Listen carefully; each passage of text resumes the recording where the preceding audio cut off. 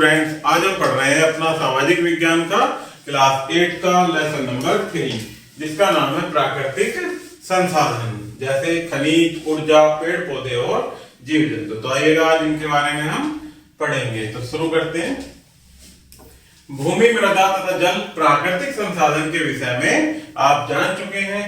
इस अध्याय में आप खनिज, ऊर्जा, पेड़ पौधों एवं जीव जंतुओं जैसे प्राकृतिक संसाधनों का ज्ञान प्राप्त करेंगे। नेक्स्ट है खनिज संसाधन। खनिज संसाधन ही आधुनिक औद्योगिक युग में सभ्यता और आर्थिक विकास का आधार है। खनिज संसाधनों पर किसी देश की प्रगति एवं विकास निर्भर करता है। हमारे दैनिक जीवन में उपयोग होने वाली अनेक वस्तुएं जैसे कील, तार, बर्तन, आभूषण, मशीनें एवं अनेक प्रकार के उपकरण खनिजों से ही बनाए जाते हैं। खनिजों के महत्व का अनुमान इसी से लगाया जा सकता है कि मानव सभ्यता के विभिन्न काल न किसी खनिज से जुड़े रहते हैं, जैसे कांस्य युग, ताम्र युग, लोह युग और परमाणु युग के नामकरण इसी तथ्य की ओर इशारा करते हैं। खनिज की परिभाषा एवं गुण। खनिज ऐसे अजैव पदार्थ हैं जिनके निर्माण में एक या अधिक तत्वों का योगदान होता है। इनका एक विशिष्ट रासायनिक संगठन होता है। भौतिक और रासायनिक गुणों के आधार पर इनकी पहचान की जाती है। रंग एवं कठोरता इनके भौतिक गुण हैं। कोयला काला और स्फटिक क्वार्ट्ज गुलाबी, लाल अथवा बैंगनी रंग का होता है। हीरा कठोर एवं सल्फेट मुलायम होता है। घुलनशीलता एक रासायनिक गुण है। नमक घुलनशील है परंतु स्फटिक एक अघुलनशील है। आगे बढ़ते हैं खनिजों का वर्गीकरण। खनिजों के वर्गीकरण के प्रमुख 3 आधार हैं: उत्पत्ति, उपयोग और भौतिकी एवं इसके रासायनिक गुण। इनके अनुसार खनिजों के अनेक प्रकार होते हैं, जैसे धात्विक और अधात्विक 2 वर्गों में रखा गया है। तो आइए सबसे पहले समझते हैं धात्विक खनिज के बारे में। जिन खनिजों से लोहा, तांबा, सोना, चांदी और अन्य धातुएं प्राप्त होती हैं उन्हें धात्विक खनिज कहते हैं। धातुएं मजबूत, विद्युत एवं ऊष्मा सुचालक, अपारदर्शी और पॉलिश के पश्चात परावर्तक होती हैं। तन्यता से आवश्यक है टूटे बिना बारीक तार में खींचना। किसी चीज को बिना टूटे बारीक तार में उसे खींच देना। जैसे ये तार है, इसको बिना टूटे इस प्रकार से अगर बारीक तार में खींचते जाए तो उसे क्या कहते हैं? तन्यता। धात्विक खनिज प्रकृति में अयस्कों के रूप में मिलते हैं। अयस्कों में धातुओं के साथ कई प्रकार की अशुद्धियां मिली होती हैं। अन्य शब्दों में अयस्क, अशुद्धियां सहित कई मूल्यवान धातु का केंद्रित रूप है। अशुद्धियों को अलग अलग करके धातुओं को शुद्ध रूप में प्राप्त किया जाता है। उदाहरण के लिए एल्यूमिनियम धातु को बॉक्साइट अयस्क से निकाला जाता है। लोहा हेमेटाइट अयस्क से, जस्ता, जिंक प्लेंट से, सीसा, गिलासों से, टिन, कैल्साइट से निकाला जाता है। उष्मा द्वारा अयस्क से धातु अलग करने की प्रक्रिया प्रगलन तथा गलन कहलाती है। धातु अयस्क अलग करने की प्रक्रिया क्या कहलाती है? प्रगलन अथवा गलन। धातुओं को सामान्य गुणों के आधार पर भी वर्गीकृत किया जा सकता है, जैसे बहुमूल्य धातुएं सोना एवं चांदी, लोहा धातुएं मैग्नीज एवं लोहा, एलो धातुएं जैसे सीसा एवं तांबा, हल्की धातु एल्यूमिनियम एवं दुर्लभ धातु जिरकोनियम आदि। धात्विक खनिज अधात्विक खनिजों से अधिक मूल्यवान होते हैं। आगे बढ़ते हैं अधात्विक खनिज। प्रमुख अधात्विक खनिज पोटास, फास्फेट, नमक, बालू, सिलिका, बजरी तथा आदि होते हैं, जिनका व्यापक उपयोग होता है। प्रत्येक खनिज की अलग अलग विशेषताएं और बाजार होता है। आगे बढ़ते हैं खनन के बारे में। खनिज पदार्थ भूमि से खोदकर निकाले जाते हैं। कुछ खनिज पृथ्वी के धरातल से ही के पास ही मिल जाते हैं, जबकि कुछ धरती की विभिन्न गहराइयों में पाए जाते हैं।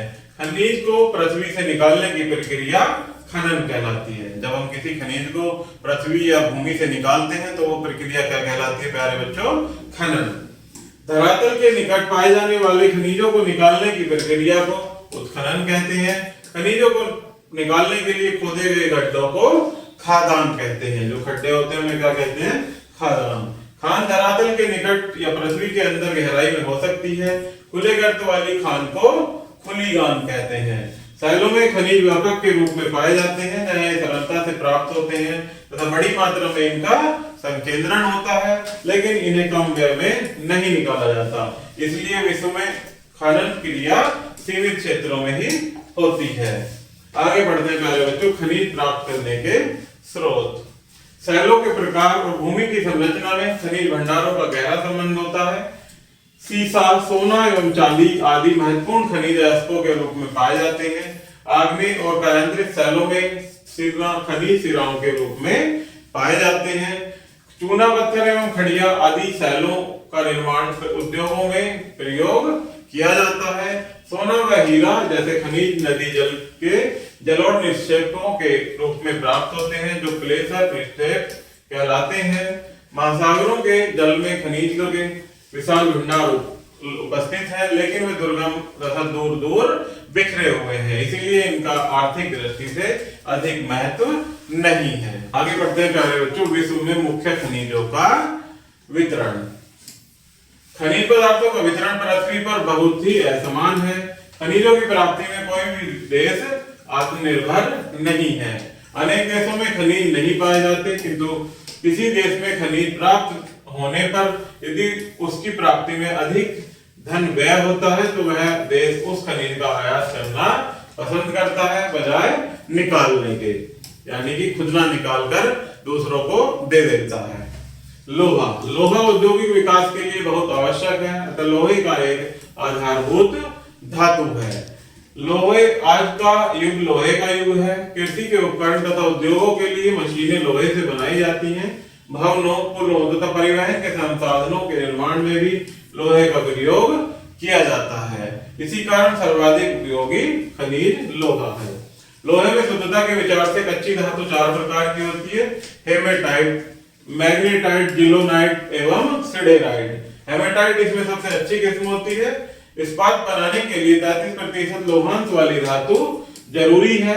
इस्पात निर्माण में प्रयोग होने वाले लोहे के लगभग 90% भाग संसार के 10 देशों भारत, रूस, ब्राजील, कनाडा, संयुक्त राज्य अमेरिका, चीन, फ्रांस, स्वीडन, ग्रेट ब्रिटेन एवं वेनेजुएला में पाए जाते हैं। भारत, रूस, संयुक्त राज्य अमेरिका, ब्राजील, यूक्रेन, चीन, ऑस्ट्रेलिया और दक्षिण अफ्रीका लौह अयस्क प्राप्ति के प्रमुख देश हैं। विश्व का लगभग 5% लौह उत्पादन भारत में किया जाता है। झारखंड, उड़ीसा, छत्तीसगढ़, कर्नाटक, तमिलनाडु और गोवा प्रमुख लौह अयस्क राज्य हैं। इसमें उत्तम कोटि की लौह धातु मिलती है। कहां पर? भारत में। आगे बढ़ते हैं पहले बच्चों तांबा के बारे में। तांबा एक महत्वपूर्ण धातु है। सिक्के, बर्तन, औजार, केबल तथा विद्युत उपकरण आदि बनाने में इसका उपयोग किया जाता है। तांबे के अयस्क संयुक्त राज्य America, Canada, Chile, Indonesia, Australia, Poland, Peru, Mexico, Zambia, दक्षिण अफ्रीका, पापुआ एवं न्यू गिनी में प्राप्त किए जाते हैं। भारत में अल्प मात्रा में तांबा राजस्थान, झारखंड और आंध्र प्रदेश आदि राज्यों में प्राप्त किया जाता है। क्या? तांबा। आगे बढ़ते हैं प्यारे बच्चों मैग्नीज के बारे में। मैग्नीज एक अति महत्वपूर्ण धातु है जिसका प्रयोग इस्पात निर्माण में किया जाता है। मैग्नीज मुख्य रूप से भारत, चीन, ऑस्ट्रेलिया, दक्षिण Africa, Brazil, Ukraine, Mobin, Mexico, Kazakhstan और घाना में पाया जाता है। भारत में मध्य प्रदेश, छत्तीसगढ़, उड़ीसा, झारखंड, महाराष्ट्र, आंध्र प्रदेश और कर्नाटक राज्यों से मैग्नीज प्राप्त की जाती है। बढ़ते हैं बॉक्साइट के बारे में। आधुनिक युग में बॉक्साइट का बहुत महत्व है। विद्युत एवं ताप की सुचालक होने के कारण बॉक्साइट धातु विद्युत केबल बनाने, वायु निर्माण, बर्तनों, घरेलू उपकरणों और फर्नीचर बनाने में उपयोग किया जाता है। एल्यूमीनियम के लिए बॉक्साइट कच्चा माल है। ऑस्ट्रेलिया, ब्राजील, गिनी, जमैका, घाना, हंगरी, सूरीनाम, रूस, यूगोस्लाविया, यूक्रेन, यूनान, ब्रिटिश गुयाना, कजाकिस्तान, भारत और फ्रांस में बॉक्साइट के भंडार पाए जाते हैं।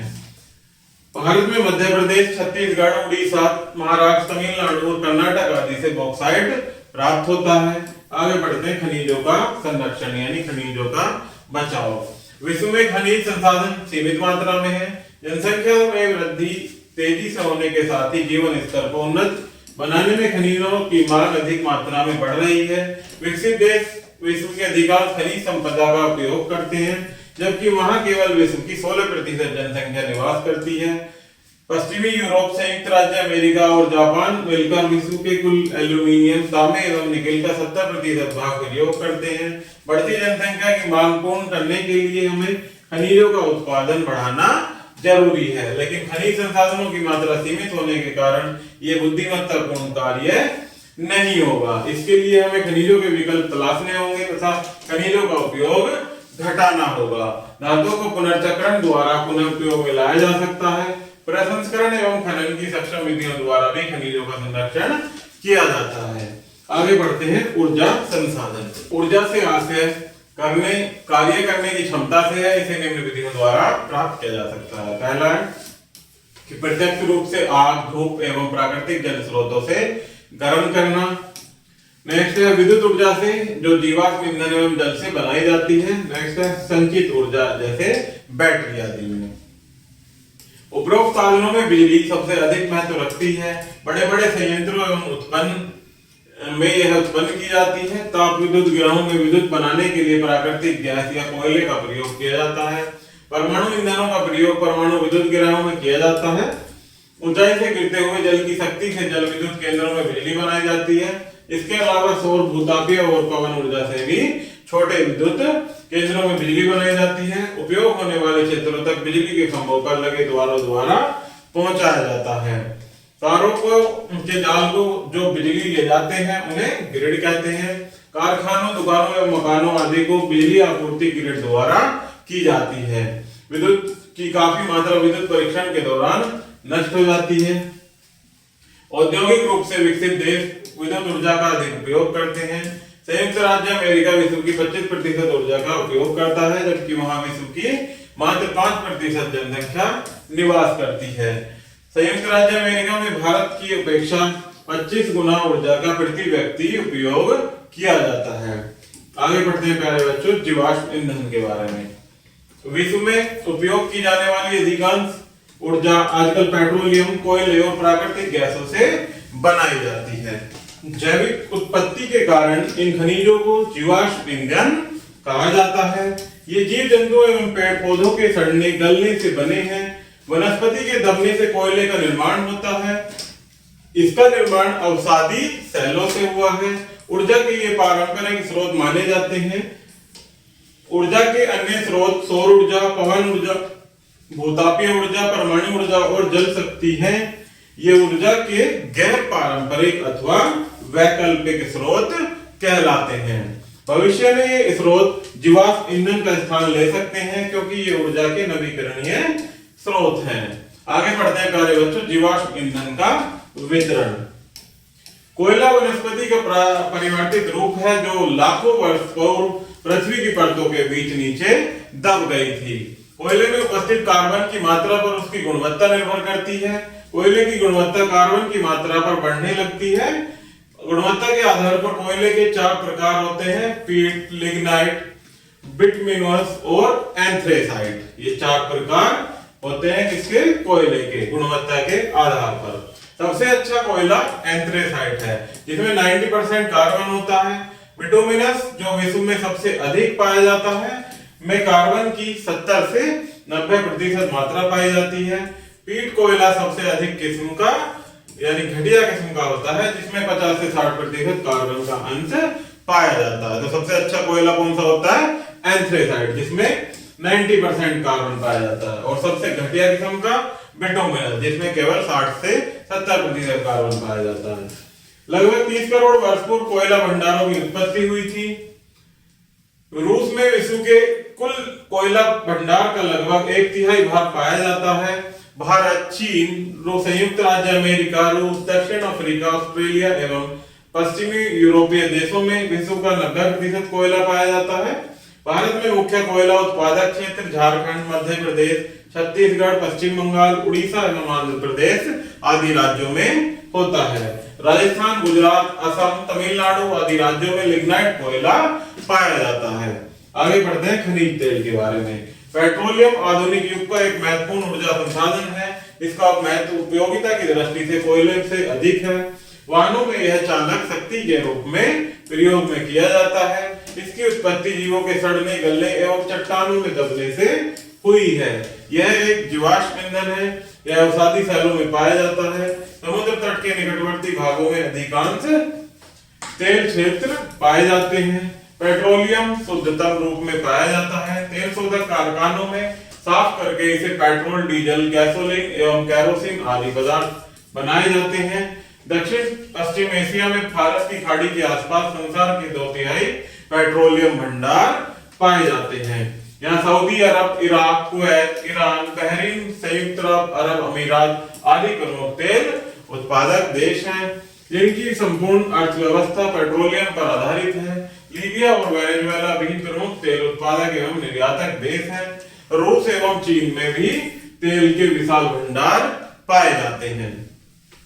भारत में अपनी आवश्यकता से बहुत कम मात्रा में पेट्रोलियम प्राप्त होता है, अतः विदेशों से पेट्रोलियम आयात करना पड़ता है। भारत में सबसे पहले असम राज्य में पेट्रोलियम प्राप्त हुआ था, लेकिन अब यह भंडार समाप्ति पर है। मुंबई के पास अरब में स्थित बॉम्बे हाई से देश के 60% से अधिक तेल उत्पादन किया जाता है। गुजरात में भी तेल पाया जाता है।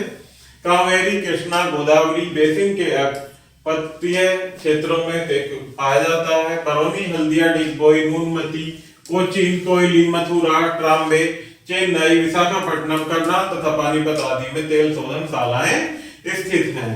आगे बढ़ते हैं परमाणु ऊर्जा के बारे में। यूरेनियम एवं थोरियम आदि धातुओं की नाभिक में छिपी महान शक्ति को हम परमाणु ऊर्जा कहते हैं, जिसे संकलन और विखंडन द्वारा उत्पन्न किया जाता है।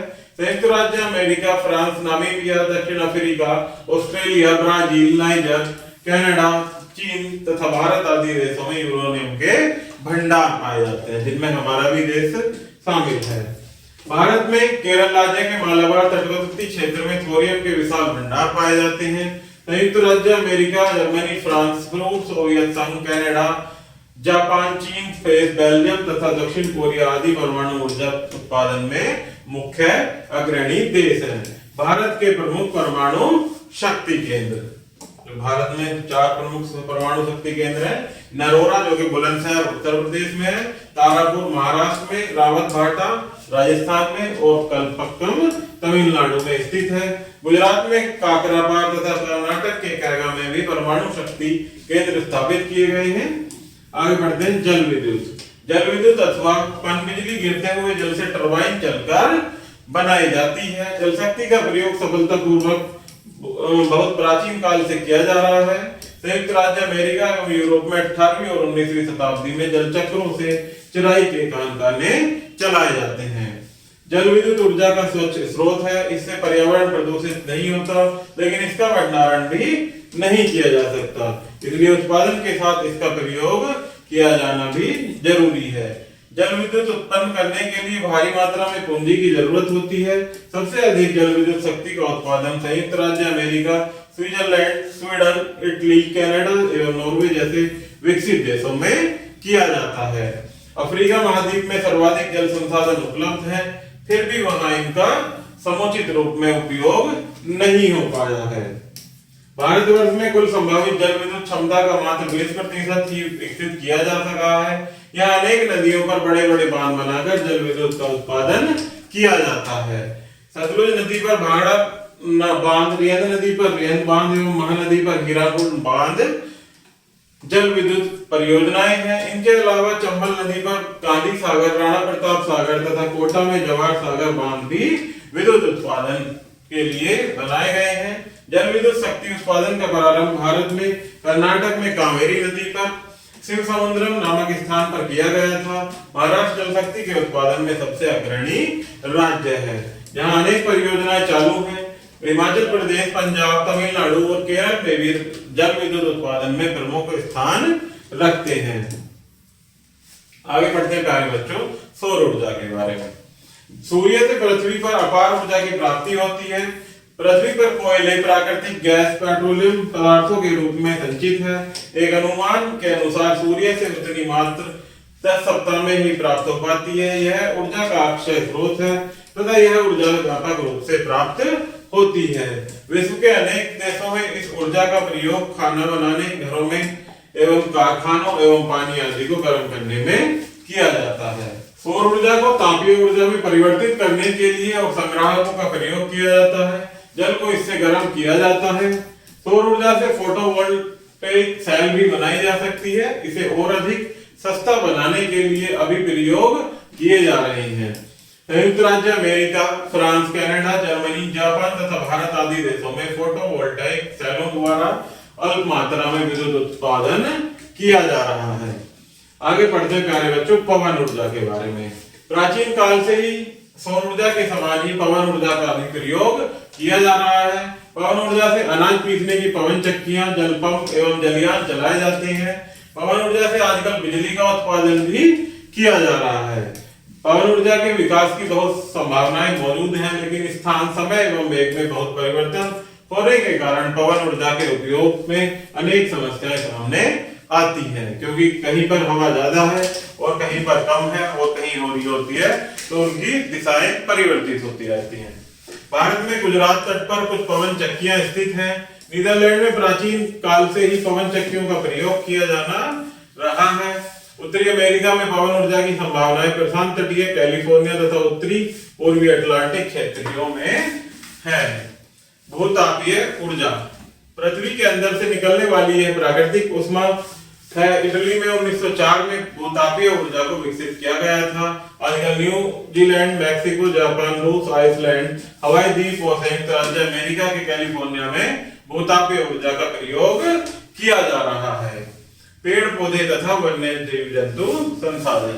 अभी तक सौरमंडल में केवल पृथ्वी पर ही जीवन है। जलमंडल, स्थलमंडल और वायुमंडल के मिलन क्षेत्र को हम क्या कहते हैं? जैवमंडल। इसमें विभिन्न प्रकार के जीवों का अस्तित्व है। जीवन के मुख्य 3 रूप हैं: पेड़ पौधे, जीव जंतु और जीवाणु। समस्त पृथ्वी पर 3 लाख से अधिक पेड़ पौधे एवं 10 लाख से अधिक जीव जंतुओं की प्रजातियां मिलती हैं। भूमि, जल, वायु, जलमंडल के जीवों के बीच ऊर्जा एवं पदार्थों का आदान प्रदान चलता रहता है। पेड़ पौधों और जीव जंतु एक दूसरे पर निर्भर करते हैं। पेड़ पौधे और जीव जंतु एक दूसरे पर ही निर्भर होते हैं। भौतिक पर्यावरण का किसी क्षेत्र में पाए जाने वाले पेड़ पौधों, जीव जंतुओं पर स्पष्ट प्रभाव दिखाई पड़ता है।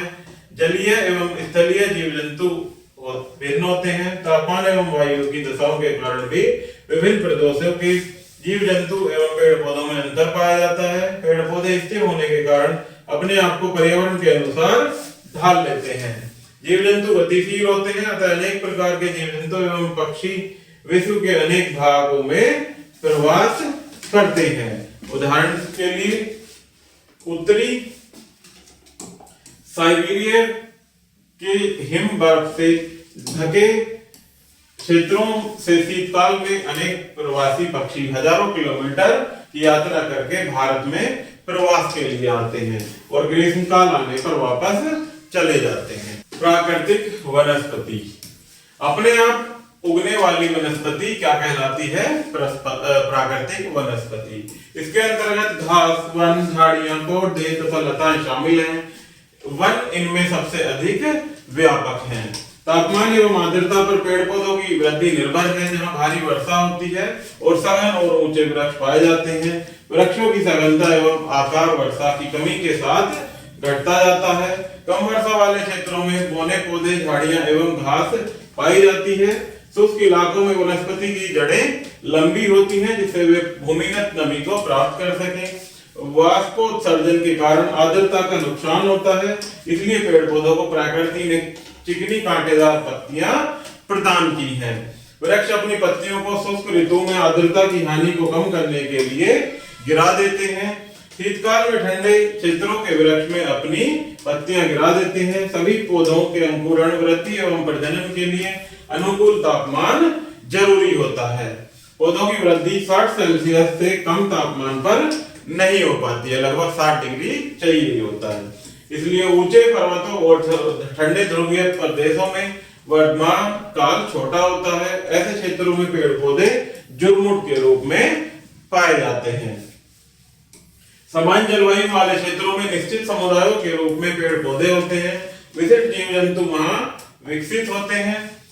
जीवों एवं पौधों के समुदाय वाले इन क्षेत्रों को जीवोम कहते हैं।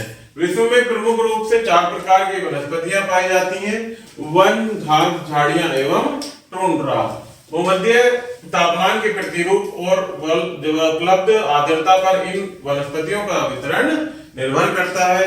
विषुवत रेखा से 60 डिग्री उत्तरी एवं दक्षिण अक्षांशों तक ही वनों का विस्तार पाया जाता है। आर्द्रता की भिन्नता एवं तापमान परिसर के आधार पर इनमें बहुत अधिक भिन्नता पाई जाती है। सामान्य वर्षा वाले क्षेत्रों में घास भूमियां पाई जाती हैं। कांटेदार झाड़ियां शुष्क प्रदेशों की प्रारूपिक वनस्पति हैं। ठंडे ध्रुव प्रदेशों में टुंड्रा वनस्पति पाई जाती है जिनमें लाइकेन एवं काई प्रमुख होते हैं। आगे बढ़ते हैं प्यारे बच्चों, वनों के प्रकार। विश्व के लगभग 30% क्षेत्रों पर वनों का विस्तार मिलता है। वनों पर विस्तार भूतकाल में व्यापक था, लेकिन बढ़ती हुई जनता के कारण इसका विस्तार घटता जा रहा है, क्योंकि मुख्य रूप से वनों को दो वर्गों में बांटा जा सकता है, सदाहरित एवं पर्णपाती वन। तो सबसे पहला पढ़ते हैं हम सदाहरित वन। जिन वनों के वृक्ष किसी एक ऋतु में अपनी पत्तियां नहीं गिराते हैं वे सदारहित सदाबहार वन कहे जाते हैं। नेक्स्ट है पर्णपाती वन। जिन वनों के वृक्ष वाष्पोत्सर्जन से होने वाली हानि से बचने के लिए किसी विशेष ऋतु में अपनी पत्तियां गिरा देते हैं वे पर्णपाती वन कहलाते हैं। नेक्स्ट है वनों का वितरण विश्व में निम्न प्रकार होता है। कैसे? पहला देखते हैं उष्णकटिबंधीय सदाहरित वन। ऐसे वन उष्णकटिबंधीय एवं विषुवतीय रेखीय प्रदेशों में मिलते हैं जहां भारी वर्षा होती है। वर्ष भर यहाँ ऊंचा तापमान रहता है। सघन वनस्पति के लिए ऐसी दशाएं अनुकूलन होती हैं। सघन वनों में नीचे लताएं एवं छोटे पौधे उगते हैं जो इन वनों को अधिक घना और दुर्गम बना देते हैं। वृक्षों के ऊपर सघन के वितान पाया जाता है। आबूनस, महोगनी और रोजवुड आदि कठोर किस्म की लकड़ी के वृक्ष इन वनों में उगते हैं। एक विशेष प्रजाति के वृक्षों को दूर दूर तक पाया जाना इन वनों की विशेषता है। अधिक दुर्गम होने के कारण इन वनों का व्यावसायिक शोषण करना अधिक कठिन होता है। मध्य अक्षांशीय सदारहित वन। महाद्वीपीय के पूर्वी भागों में इस प्रकार के वन पाए जाते हैं। इन वनों में वृक्षों की लकड़ी कठोर और पत्तियां चौड़ी होती हैं। इनका विस्तार दक्षिणी पूर्वी संयुक्त राज्य अमेरिका, दक्षिण चीन, दक्षिण पूर्वी ऑस्ट्रेलिया, दक्षिणी ब्राजील और दक्षिण अफ्रीका के पूर्वी तट पर है। इन वनों में आर्थिक महत्व के वृक्ष कैटल, यूकेलिप्टस एवं ओक हैं। नेक्स्ट है भूमध्य सागरीय वन। मध्य अक्षांशों में महाद्वीपों के पश्चिमी भागों में ऐसे वन पाए जाते हैं जहां शीतकाल में सामान्य वर्षा होती है और ग्रीष्मकाल शुष्क होता है। इन वृक्षों की पत्तियां चिकनी, छोटी एवं कांटेदार होती हैं जिस कारण वाष्पोत्सर्जन कम होता है। इन वृक्षों की छाल मोटी होती है तथा इन वृक्षों में झाड़ियां भी उगती हैं। इन वनों में वृक्षों की प्रमुख किस्में जैतून, कार्क और चेस्टनट होती हैं। आगे पढ़ते हैं शंकुधारी वन। इन वनों के वृक्ष शंकुआकार होते हैं। इस प्रकार के वन उत्तरी गोलार्ध में एशिया से यूरोप होते हुए अमेरिका तक फैले हुए हैं। इनका वर्धन काल छोटा होता है तथा ये वृक्ष अपनी पत्तियां नहीं गिराते हैं। इनकी पत्तियां नुकीली एवं मोटी होती हैं जिनसे वाष्पीकरण कम होता है। इन वनों के प्रमुख वृक्ष देवदार, चीड़ और फर हैं। नेक्स्ट पढ़ते हैं प्यारे बच्चों उष्णकटिबंधीय पर्णपाती वन। इन वनों को मानसूनी वन भी कहा जाता है। मानसूनी वन एशिया, उत्तरी ऑस्ट्रेलिया, ब्राजील तथा मध्य अमेरिका में पाए जाते हैं। ग्रीष्म ऋतु में वृक्ष अपनी पत्तियां गिरा देते हैं। इन वनों में उत्पन्न सागौन, साल और शीशम आदि वृक्षों की कठोर लकड़ी आर्थिक रूप से बहुत मूल्यवान है। नेक्स्ट पढ़ते हैं मध्य अक्षांशीय पर्णपाती वन। शीतोष्ण कटिबंध के तटीय भागों में इस प्रकार के वन पाए जाते हैं। इन वनों का विस्तार जापान, उत्तरी पूर्वी चीन, न्यूजीलैंड, दक्षिण चिली, पश्चिमी यूरोप और संयुक्त राज्य अमेरिका तक पाया जाता है। शीत ऋतु में इन वनों के वृक्ष अपनी पत्तियां गिरा देते हैं। आगे बढ़ते हैं प्यारे बच्चों वनों की उपयोगिता। आर्थिक दृष्टि से सबसे अधिक उपयोगी वृक्ष शंकुधारी वन एवं शीतोष्ण कटिबंधीय सदाहरित वन होते हैं। कागज और लुगदी आदि उद्योगों में इनका उपयोग किया जाता है। कनाडा, स्वीडन, नॉर्वे तथा फिनलैंड आदि कागज, लुगदी और अखबारी कागज के निर्माण में अग्रणी देश हैं। भारत में पाए जाने वाले चंदन, महोगनी, सागौन एवं रोजवुड आदि के वृक्ष भी अधिक महत्व रखते हैं। अनेक प्रकार की गौण वनोपजें भी वनों से प्राप्त होती हैं, जिनसे अनेक उद्योगों का कच्चा माल प्राप्त होता है। शहद, गोंद, बिरोजा, राल, औषधियां, कपूर, जड़ी बूटियां, सुगंधित पदार्थ तथा तेल आदि इन वनों से प्राप्त होते हैं। इसके अतिरिक्त वनों में अनेक जीव जंतुओं के प्राकृतिक आवास और बहुत सी आदिम जातियों का निवास स्थान होता है। भौगोलिक दृष्टि से भी वनों का अत्यंत महत्वपूर्ण स्थान है। वन वर्षा कराने में सहायक और जलवायु के नियंत्रण करता होते हैं। आगे बढ़ते हैं वन संरक्षण। पिछली कुछ शताब्दियों में जनसंख्या में तेजी से वृद्धि होने के कारण मनुष्य की आवश्यकताओं में भी बहुत वृद्धि हुई है, जिसके परिणाम स्वरूप वनों की अनियंत्रित कटाई की जा रही है तथा आज भी की जा रही है। मनुष्य की आवश्यकता पूर्ति आवश्यक है कि वनों की अनाधुनिक कटाई के स्थान पर नियंत्रित एवं योजनाबद्ध ढंग से लकड़ी की प्राप्ति हो। अक्सर वनों में आग लग जाती है, जिसके कारण मानवीय एवं प्राकृतिक कारण होते हैं। ऐसे उपाय करने चाहिए जिनसे वनों में आग न लगने पाए तथा बहुमूल्य प्राकृतिक संपत्ति का नाश भी न हो। वृक्षारोपण नियम पूर्वक करना चाहिए, जिससे निरंतर लकड़ी की आपूर्ति होती रहे। इसीलिए हमें क्या है प्यारे बच्चों, अपने कुछ समय में वृक्ष लगाते रहना चाहिए। यदि समय रहते वन संरक्षण के उपाय नहीं किए गए तो वनों का अस्तित्व भी संकट में पड़ जाएगा, जो मानव जाति के लिए भी हानिकारक होगा। आगे बढ़ते हैं वन्य जीव संरक्षण। वन्य जीव में जीव जंतु, पक्षी और मछलियां आदि शामिल हैं। अनेक प्रकार के प्राकृतिक आवास में जीव जंतु रहते हैं। इन जीव जंतुओं में आपस में संतुलन बना रहता है, लेकिन इनके द्वारा प्राकृतिक आवासों में हस्तक्षेप करने, अतिधारण तथा शिकार आदि के कारण इनका अस्तित्व ही खतरे में पड़ गया है। अनेक जीवों की प्रजातियां लुप्त हो गई हैं तथा अनेक लुप्त होने के कारण कगार पर है। इसे जैव विविधता कम हुई है और भविष्य के लिए जीव जंतुओं का संरक्षण बहुत आवश्यक है। अनेक देशों के सरकारों ने इसके लिए राष्ट्रीय वन जीव संरक्षण उद्यान बनाए हैं। जीव जंतुओं के शिकार पर भी अनेक देशों ने प्रतिबंध लगा दिया है और उनका व्यापार गैर कानूनी बना दिया है। भारत ने भी हिरण, बाघ, सिंह, मोर तथा मोहन चिड़िया आदि के शिकार पर प्रतिबंध लगा दिया है। भारत में अनेक राष्ट्रीय उद्यान, वन्य जीव अभयारण्य एवं जैव मंडल आरक्षित क्षेत्र स्थापित किए गए हैं। आगे कुछ मुख्य बिंदु दिए गए हैं प्यारे बच्चों, जिन्हें हम वन बाय वन पढ़ेंगे। तो आइएगा, फर्स्ट देखते हैं।